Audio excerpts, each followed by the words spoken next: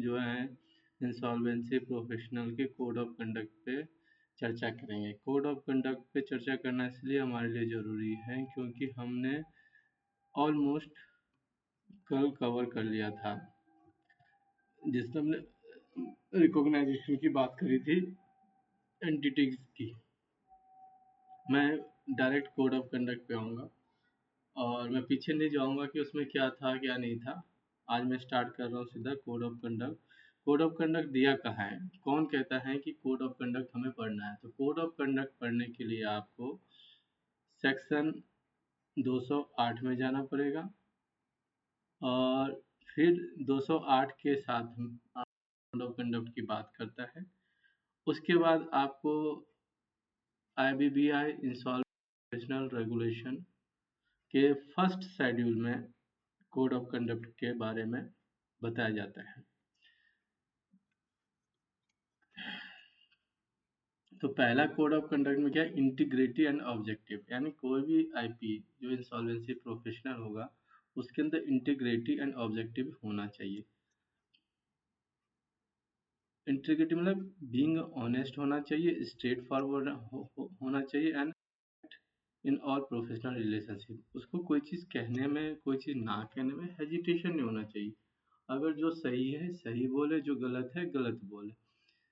An insolvency process must not represent any facts or situation and should refrain from being involved in any action that would bring disrepute to the profession। ऐसा नहीं कि वो किसी भी facts को गलत बता रहा हो और ऐसा सिचुएशन बता रहा हो कि वो गलत हो और जिससे क्या होगा कि जो हमारा प्रोफेशन है यानी इंसॉल्वेंसी प्रोफेशन जो है वो उसको रेस्पेक्ट हो, उसको इज्जत ना मिले।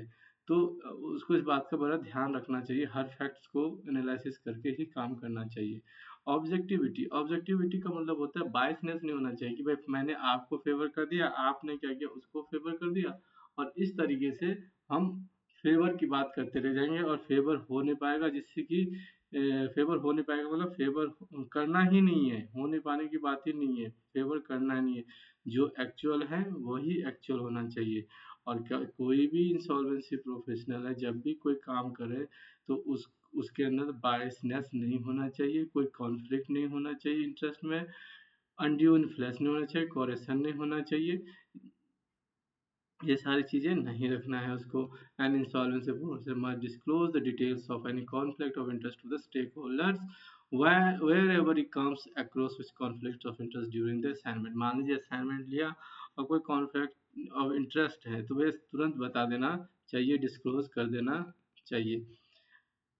N insolvency professional appointed as IRP, RP, liquidator, bankruptcy trustee should not itself acquire directly or indirectly any of the assets of debtor nor knowingly permit any relative। मतलब आपका आरपी चल रहा है या आपने लिक्विडेटर बना किया हुआ है और आप जो क्या कर रहे हो उससे रिलेटेड जो भी असेट्स है खुद ही खरीद रहे हो, ऐसा नहीं। ना ही अपने रिलेटिव को भाई चलो मैं नहीं खरीद रहा हूँ तो चलो मैं अपने पापा को कह देता हूँ या अपने भाई को कह देता हूँ या अपने साले को कह देता हूँ, तो ऐसा नहीं चलेगा।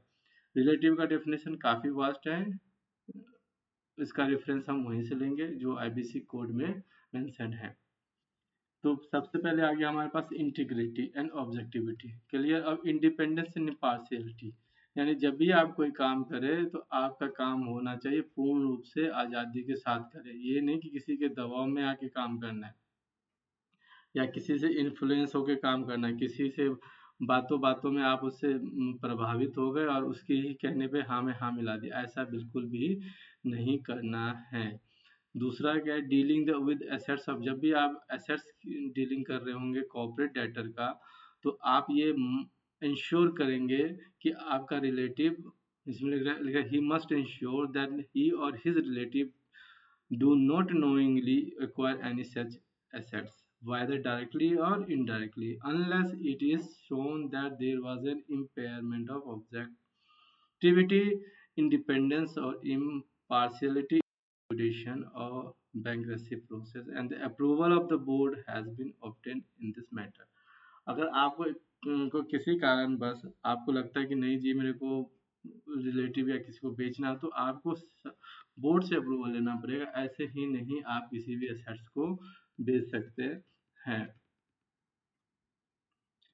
An insolvency professional shall not take up any assignment under this code if he and his relative, any of the partner, director of the insolvency professional entity of which he is director or insolvency professional entity of which he is a partner or director is not independent। बहुत simple सी बात है कि कोई भी insolvency professional जो है कोई भी असाइनमेंट नहीं लेगा अगर रिलेटिव वो उसका रिलेटिव जो है जो इंसॉल्वेंसी प्रोफेशनल एंटिटी है जहाँ पे वो मेंबर है वहाँ पे रिलेटिव हो डायरेक्टर या पार्टनर का। An insolvency professional shall disclose the existence of any pecuniary relationship, pecuniary or personal relationship with any stakeholder entitled to distribute under section 150, section 53 or 170 of the and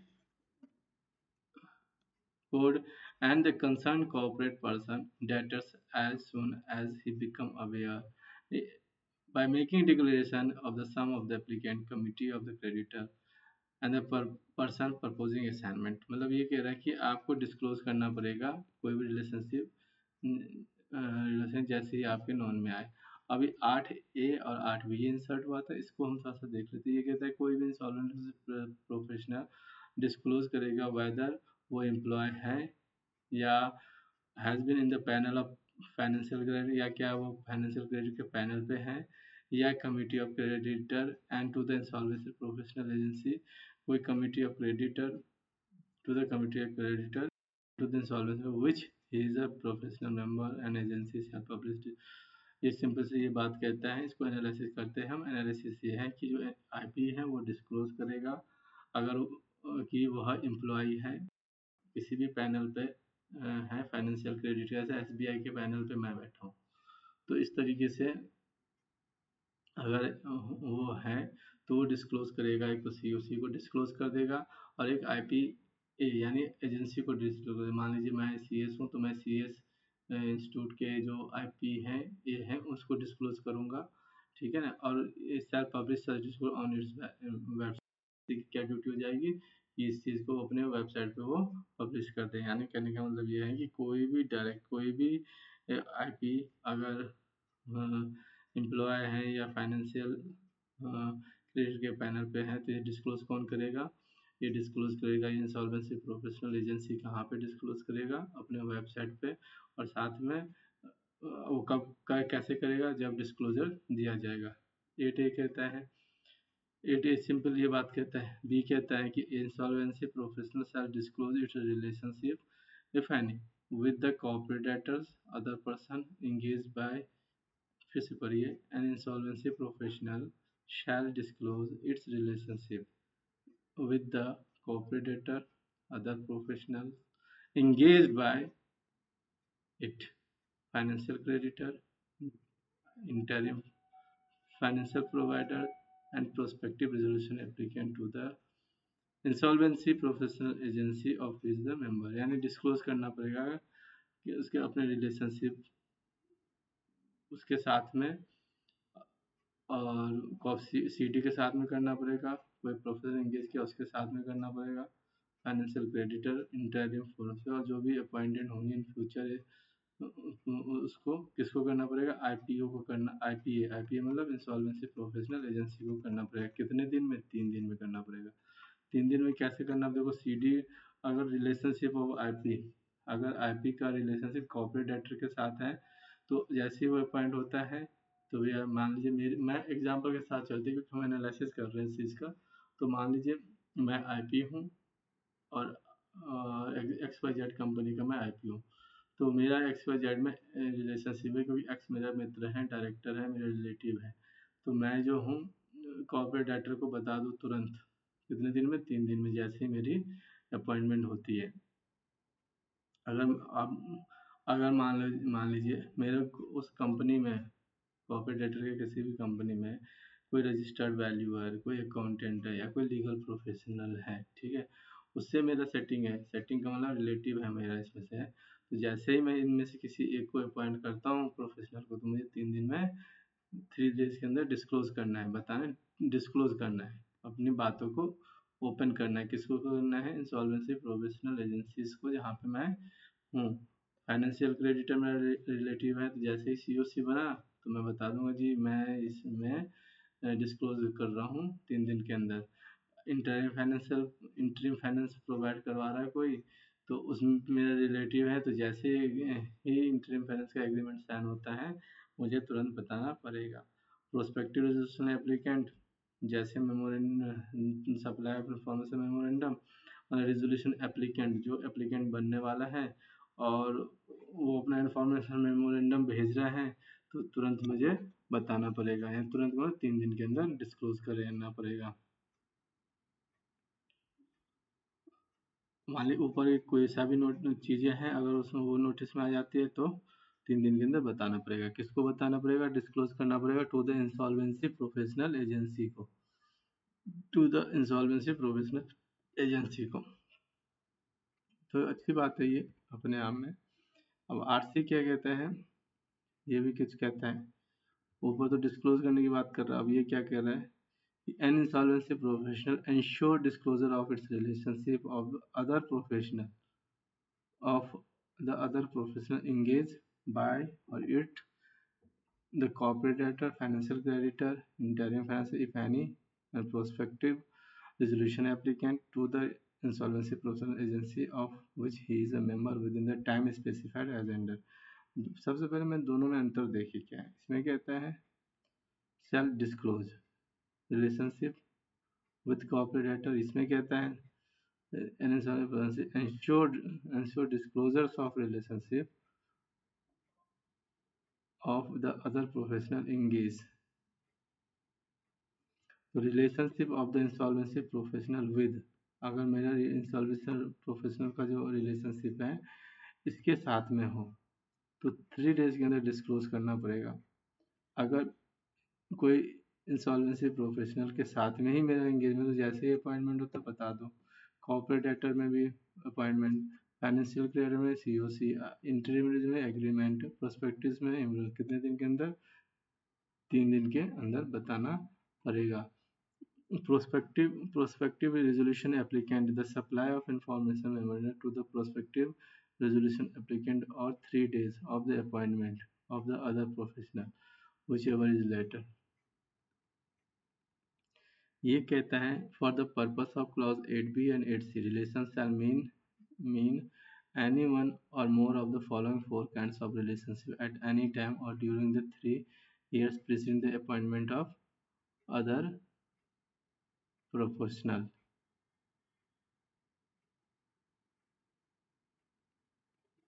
An insolvency professional shall ensure timely and correct disclosure by and other।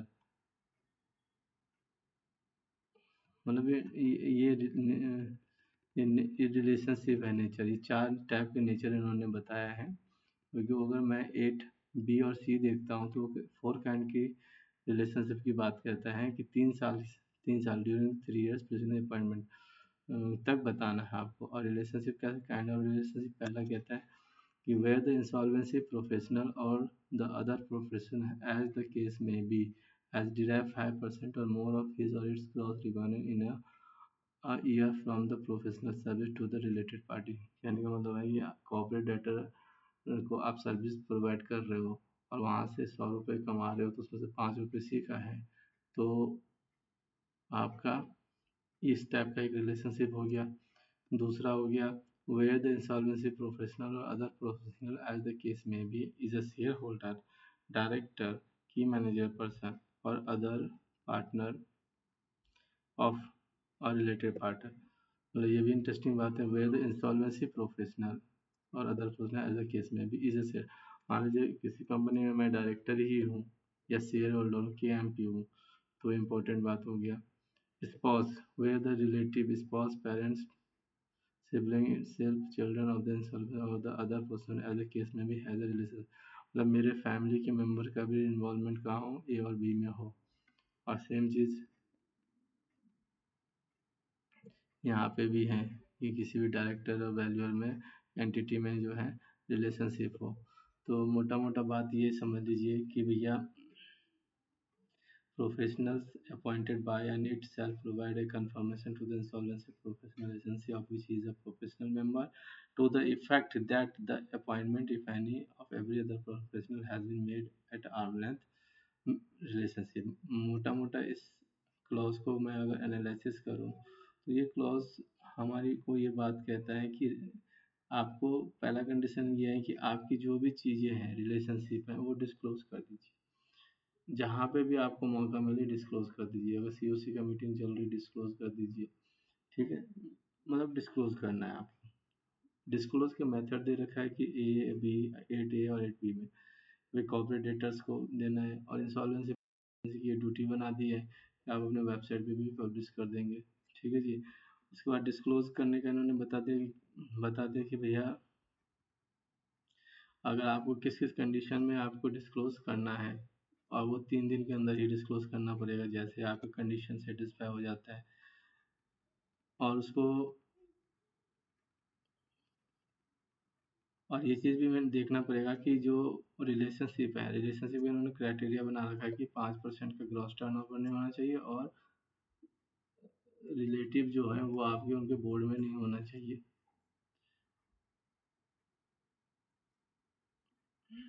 और ये सब कहाँ तक देखना है, 3 साल पीछे देखना है जब उसका appointment of the 3 years preceding का मतलब लास्ट 3 years के पीछे हमें देखना है। अब आते हैं हम, यही बात है कि नौमा क्लॉज ये कहता है कि ऐसा ना हो कि आपका जो प्रोफेशनल है वो किसी के अंडर में आ जाए और इंसॉल्वेंसी प्रोफेशनल का इफेक्ट कर दे। तो अनड्यू इन्फ्लुएंस में नहीं आना है, लिखा है साफ साफ। पहले मैं पढ़ लेता हूँ फिर एनालिसिस कर लेते हैं।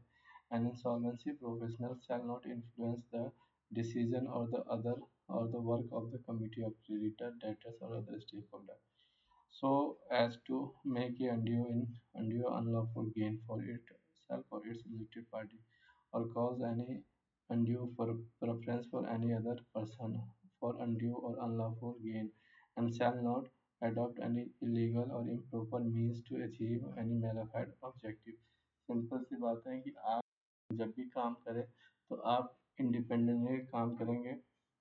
आप किसी को अनड्यू इन्फ्लुएंस में आके किसी का पर्सनल गेन में नहीं जाएंगे और आपका ऑब्जेक्टिव प्रॉपर होना चाहिए, इम्प्रॉपर नहीं होना चाहिए। तो इसका सारांश यही है। यानी अगर सारांश की बात करें हम, अगर हम समरी में बात करें तो समरी ये हो गया कि इंडिपेंडेंस इम्पैरेबिलिटी में 2-3 चीज़ें हैं कि भैया आपको बड़ी कंप्लीट बड़ी आज़ादी के साथ काम करना है, किसी के साथ कदरी नहीं करनी है और ना ही डायरेक्टली और इनडायरेक्टली और अपने रिलेटिव को कहीं भी इन्वॉल्व करना है। साथ में आपको डिस्क्लोजर्स देनी है इवेंट बेसिस पे, जैसे इवेंट होता है आपको डिस्क्लोज करना है 3 साल 3 दिन के अंदर और जो इन्फॉर्मेशन होगा वो 3 साल पीछे देखा जाएगा। साथ में आपका ऑब्जेक्टिव क्लियर होना चाहिए, किसी को इम्प्रॉपर काम नहीं करना है।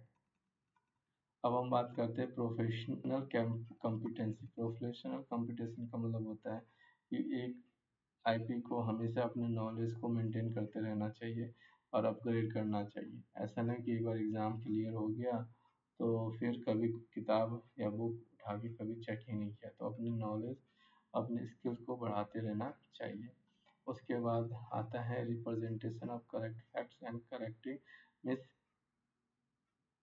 एप्रीहेंशंस। मतलब कहने का मतलब है कि जो भी फैक्ट्स होगा वो बिल्कुल सही तरीके से पेश करना है। कभी कभी आपने देखा होगा कि बात होती है कुछ और उसको प्रेजेंट किया जाता है कुछ, तो ये नहीं होना चाहिए। Insolvency professional must inform such person under this code as may be required of misrepresentation or wrongful reconsideration of fact of which become aware as soon as may be practically। कह रहे हैं कि जैसे ही किसी को लगता है कि भैया ये गलत है और उसको नॉलेज में आती है और ये प्रैक्टिकल लगता है तो उसको तुरंत बताना चाहिए। कोई भी चीज़ जो है छुपाना नहीं है और बोर्ड को, एजुकेटिंग अथॉरिटी को और स्टेक होल्डर को टाइमली बताते रहना है, किसी भी स्टेटमेंट का मिसलीडिंग नहीं करना है। टाइमलाइन टाइमलाइन जो है बहुत इंपॉर्टेंट चीज़ है, ठीक है। इसमें 13-14 सिर्फ इतना कहता है कि जहाँ जहाँ पे भी टाइमलाइन दिया गया है, ये ड्यूटी है इंसॉल्वेंसी प्रोफेशनल को कि उसको फॉलो करना है, और टाइमली स्टेक होल्डर्स और उन सबको इंटीमेट करते रहना है। इंफॉर्मेशन मैनेजमेंट का मतलब होता है कि जो भी कम्युनिकेशन किया जाएगा, जो भी रिपोर्ट भेजा जाएगा, अपडेट भेजा जाएगा, क्लैरिफिकेशन भेजा जाएगा, वो करना चाहिए। एक नया इंसर्ट है, इसको पढ़ लेते हैं। An insolvency professional shall prominently state in all communication of stakeholder name, address, registration number, validity of authorization for assignment used by the insolvency professional agency of whichever। मतलब कहने का मतलब है कि जब भी कोई इंसॉल्वेंसी प्रोफेशनल किसी को कम्युनिकेशन करेगा तो वो अपना नाम, पता का मतलब एड्रेस, ईमेल, रजिस्ट्रेशन नंबर और वैलिडिटी ऑफ असाइनमेंट जरूर डालेगा। अब वो प्रोमिनेंट मतलब बोल्ड लेटर में जाना चाहिए, ये क्लियर दिखता रहे, बोल्ड का मतलब क्लियर दिखता रहना चाहिए।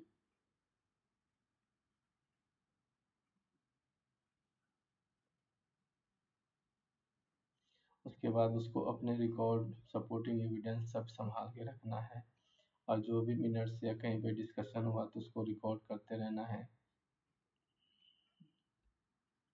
किसी के साथ में प्राइवेट कम्युनिकेशन नहीं करनी है। मान लीजिए 10 स्टेक होल्डर हैं, अब एक के साथ आप पर्सनली मेल कर रहे हैं या पर्सनली बात कर रहे हैं, तो ऐसा नहीं है। आपका ड्यूटी ये नहीं है कि पर्सनली किसी के साथ बात कर रहे।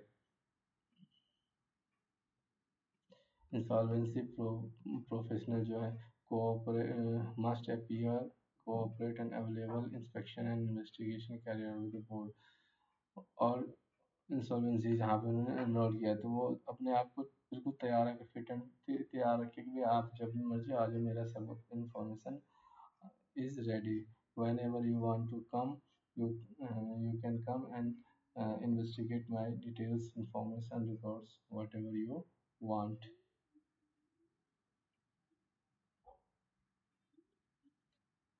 Insolvency professional, it is duty of the insolvency process, whatever the records the boards or agency asks, they will provide them.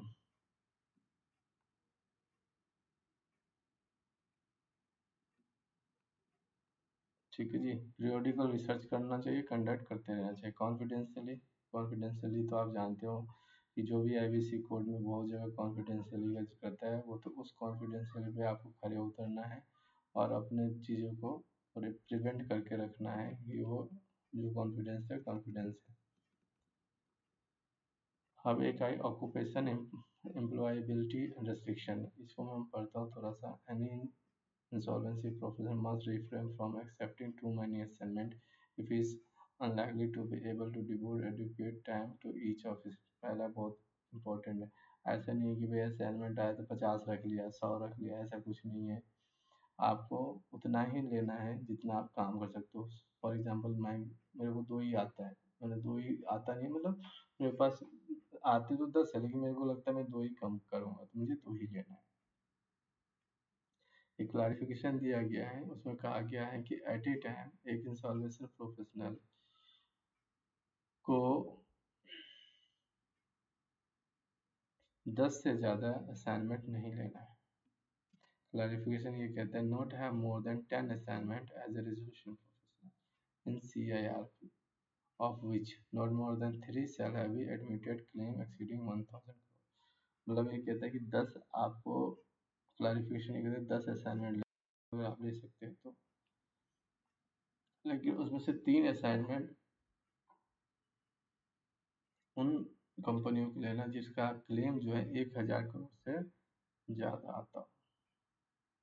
मान लीजिए 10 है, मेरे पास 10 है और मेरे पास 4 कंपनी आ गई ऐसे जिसका 1000, तो मुझे एक को ड्रॉप करना पड़ेगा, मुझे 3 ही रखने हैं और साथ में इसकी लेस ले सकता हूँ।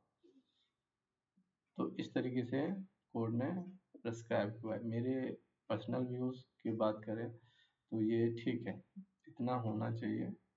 और बाकी तो पर्सनल कैपेसिटी के ऊपर डिपेंड करता है कि कौन कितना असाइनमेंट लेता है, लेकिन जो एडवाइजरी चीज़ है, क्लैरिफिकेशन दिया है उन्होंने, मेरे ख्याल से क्लैरिफाई कर दिया है कि कितना लेना चाहिए। तो 10 लेना चाहिए, 1000 करोड़ से ज़्यादा क्लेम हो तो ले लो। An insolvent must not engage any employment who hold a valid presence for assignment or whose undertaking है। An insolvent must not engage in any employment। अच्छा, ये कह रहे हैं कि कोई भी इंसॉल्वेंसी प्रोफेशनल जो है किसी को नौकरी पर नहीं रखेगा, इसके पास वैलिड ऑथराइजेशन ऑफ असाइनमेंट हो।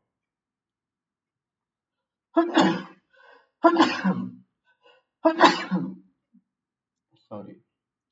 An insolvency professional must not engage in any employment when he holds a valid authorization for assignment or when he is undertaking an assignment. Undertaking an assignment.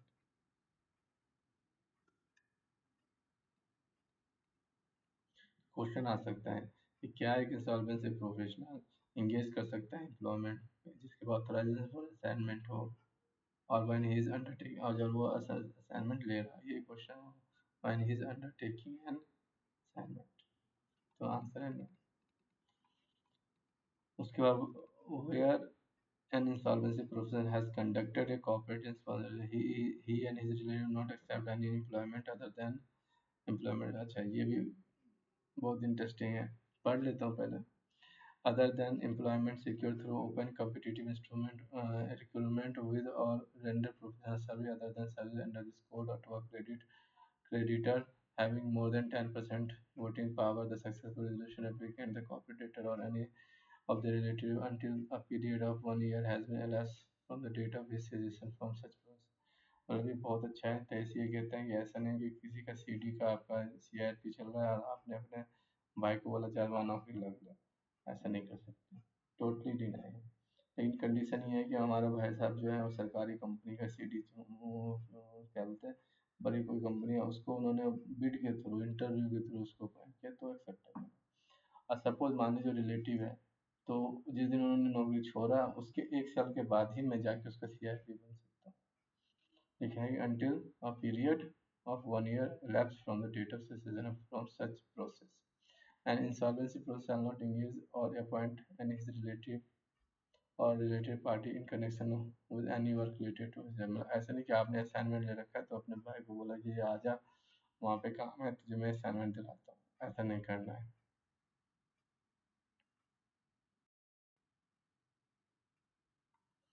ठीक है।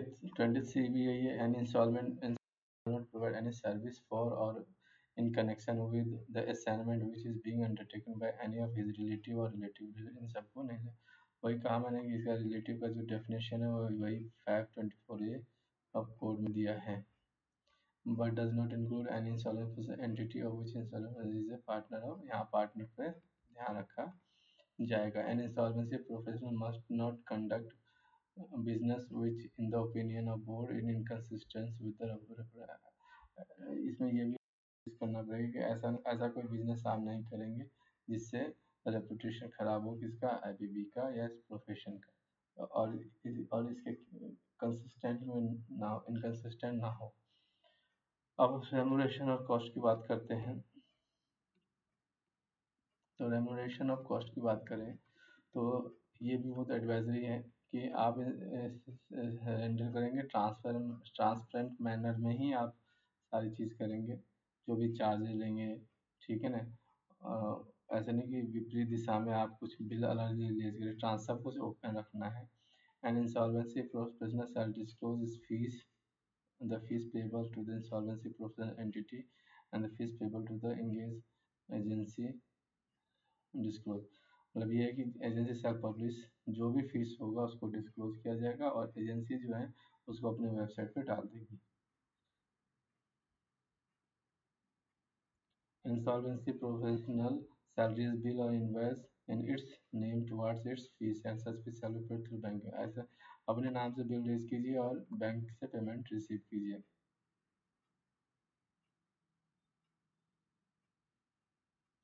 उसके बाद है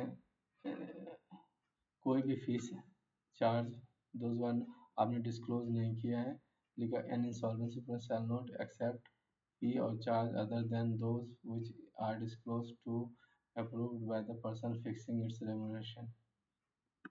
इसका मतलब समझिए an insolvency professional shall not accept any fees or charge other than those which are disclosed, जो disclose कर दिया गया है, disclosed to and approved by the person fixing its remuneration. मतलब सिंपल सी बात है, वही फीस एक्सेप्ट करना है इन फीस को जो कि it's remuneration person fixing an insolvency professional shall not accept share fees. मतलब ये भी बोलने पर ऐसा नहीं कि आप बिल कर रहे हैं फिर उस बिल को शेयरिंग कर रहे हैं, तो it is also not ethical.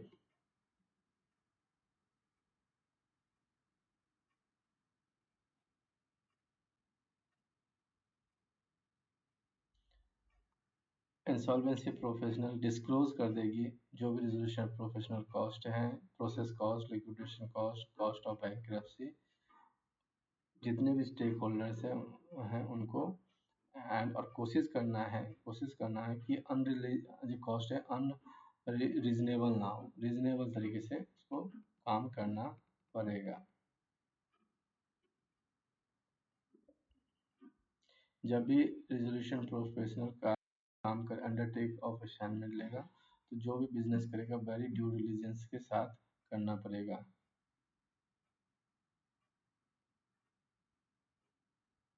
Provision के लिए नॉन कंप्लायंस नहीं करते हैं। इसको लास्ट पढ़ लेते हैं। An insolvency professional not include any amount towards any loss include penalty if any in the insolvency cost or liquidation cost incurred or a account of non-compliance of the laws applicable of in insolvency professional shall not include professional include नहीं करेगा any amount worth any loss or including penalty if any in the insolvency resolution process cost, liquidation cost incurred on account of non-compliance of any provisions of the laws applicable on the corporate person while conducting the insolvency resolution process.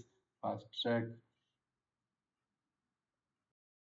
ये कह रहा है कि 70 भी कह रहा है कि कोई भी इंसॉल्वेंसी प्रोफेशनल जब इंसॉल्वेंसी प्रोफेशनल कॉस्ट की बात आएगी तो वो किसी की पेनल्टी या किसी का लॉस को इंक्लूड नहीं करेगा। Simple. Gifts and hospitality. Gifts ये प्रैक्टिकली बात कर लेते, कोई भी गिफ्ट हॉस्पिटलिटी कोई भी इंसॉल्वेंसी प्रोफेशनल या उसके रिलेटिव नहीं एक्सेप्ट करेंगे। बस, तो मोटा मोटा हमने पूरा पढ़ लिया कि कोड ऑफ कंडक्ट में बहुत सारी चीज़ें टेक केयर करनी पड़ेगी एक इंसॉल्वेंसी प्रोफेशनल्स को जब भी वो कोई अंडरटेकिंग फॉर असाइनमेंट पे काम करता है। तो फर्स्ट शेड्यूल में हमने code of conduct, second schedule में हमारे फॉर्म्स आ गए। Forms A B. Form A जो एप्लीकेशन फाइल होता है individual, double A entity, B certificate देता है, बी सी रिकॉग्नाइजेशन के लिए, डी सर्टिफिकेट मिलता है, ई पैसे देते हैं 1% वाला इंडिविजुअल, ई ए रेगुलेशन है उसमें जाता है ये। एफ जो है आपका एफ में अपॉइंटमेंट और सेसेशन की बात होती है, जी में फीस पेमेंट होती है एंटिटी की, और एच में कंप्लायंस। अब आते हैं हम डिसाइडेड केस। डिसाइडेड केस हम